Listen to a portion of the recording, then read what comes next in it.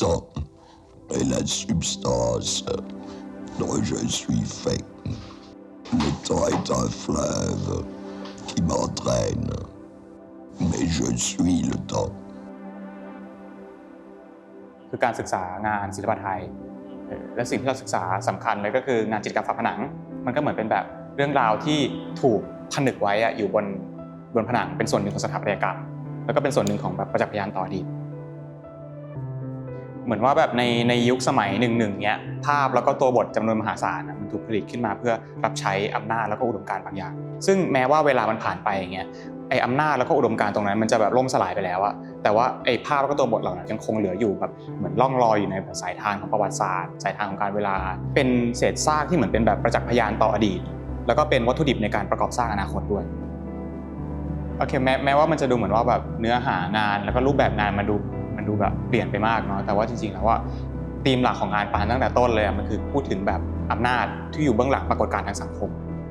ว่าไอ้ทุกๆอย่างที่เรามองว่ามันคือชีวิตประจำวันมันคือความธรรมดาอะไรอย่างเงี้ยอย่างเช่นข่าวก่อนก็เป็นเรื่องความเชื่อเรื่องอะไรอย่างเงี้ยที่เราเห็นกันอยู่ทุกเมื่อเชื่อวันอยู่แล้วเนี่ยพอเราศึกษาลงไปจริงเราจะเห็นมันมีอำนาจบางอย่างอยู่เบื้องหลัง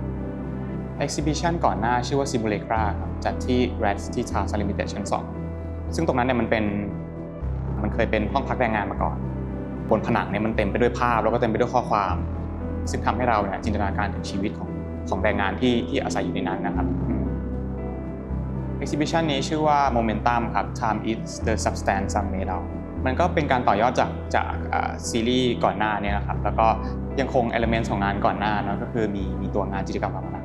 ที่แบบคัดลอกมาเป็นแบบงานจิตรกรรมในยุคศตวรรษที่ 19นำมาจัดวางร่วมกันกับตัวบทจากภาพยนตร์ไซไฟแต่ว่าในงานเซตนี้มันจะมีประเด็นทางการเมืองที่อาจจะเข้มข้นขึ้นด้วยพื้นที่ที่จัดแสดงด้วยแล้วก็แบบด้วยการ develop ความคิดของผมมาเรื่อยๆด้วยไฮไลท์ของนิทรรศการนี้ก็คือชิ้นนี้นะครับที่เป็นชื่อของนิทรรศการด้วยเนาะ Time is the substance some made of เป็นภาพทริปติกหรือว่าเป็นภาพ3ภาพต่อกันในตัวภาพอันนี้มันจะประกอบไปด้วยองค์ประกอบ3อย่างหลักๆอย่างแรกที่คนเห็นก่อนเลยก็คือตัวงานจิตรกรรมฝาผนังซึ่งเป็นการจำลองมาจากวัดบวรนิเวศซึ่งเป็นฝีมือของโคลินคงเหมือนกันงานของโคลินคงเนี่ยมันก็ถูกผลิตในช่วงแบบศตวรรษที่ 19เนาะซึ่งเป็นช่วงแบบเปลี่ยนผ่านสยามเนี่ยถูกทำให้เป็นสมัยใหม่คือเป็นช่วงแบบ modernization อะไรอย่างเงี้ยซึ่งสิ่งที่ผมเห็นมันไม่ใช่แค่การเปลี่ยนผ่านในเชิงทางการเมืองแต่ว่ามันกระทบไปในทุกๆด้านเพราะว่าสิ่งที่มันกระทบอย่างแรกหลักๆเลยมันคือสำนึกของชนชั้นนำซึ่งชนชั้นนำเนี่ยเป็นผู้ที่ผลิตภาพแล้วก็ตัวบทนำออกสู่สังคมแล้วก็ส่วนที่2เลยก็คือตัวบทที่ข้างล่างเนาะเหมือนเป็นซับไตเติลขึ้นข้างล่างเนี่ยเป็นข้อความที่อยู่ในหนังเรื่อง Alphaville ของโคดานะครับแต่ว่าตัวบทต้นฉบับเนี่ยมันมาจากวรรณกรรมนะครับของนักเขียนอาร์เจนตินาที่ชื่อโฮเปลุยส์โบเคสเหมือนตัวบทอันนี้มันถูกผลิตออกมาโดยนักเขียนแล้วก็ถูกอ้างอิงในภาพยนตร์อีกทีนึงโอเคมันคือช่วงเวลาที่ใกล้เคียงกับช่วงเวลาที่เราอาศัยอยู่มันคือช่วงเวลาที่เราคาดหวัง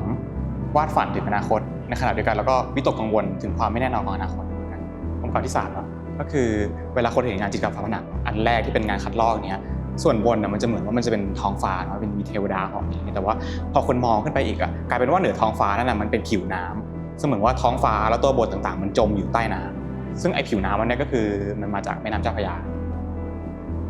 ที่ผมเลือกเอาตัวแม่น้ำเจ้าพระยาขึ้นมาอยู่กับบนสุดของภาพอย่างเงี้ยมันคือ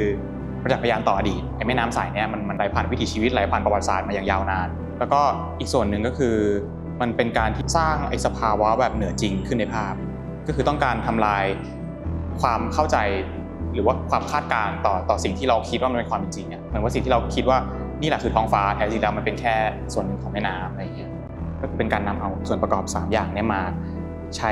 วิธีการอย่างหนึ่งที่ผมทำมาในงานศิลปะของตลอดก็คือเรียกว่าเป็นการแบบ juxtaposition เป็นการจัดวางนำสิ่งที่ไม่เคยอยู่ด้วยกันมาจัดวางร่วมกันซึ่งมันจะเป็นการแบบสร้างความหมายใหม่เรียกว่าทำลายบริบทดั้งเดิมของภาพแล้วก็ตัวบทนั้นๆโดยที่แบบว่าพูดถึงประเด็นทางสังคมที่ร่วมสมัยกับเราก็ยังคงอ้างอิงบริบทเชิงพื้นที่อยู่เหมือนกันเพราะพื้นที่ตึกตรงนี้ตึกประสาทเนี่ยมันก็เป็นพื้นที่ที่แบบอยู่ใกล้ส่วนของแบบพระบรมมหาราชวังเนาะวัดพระแก้วกระทรวงมหาดไทยอยู่ตรงข้ามตรงนี้เองก็เหมือนว่า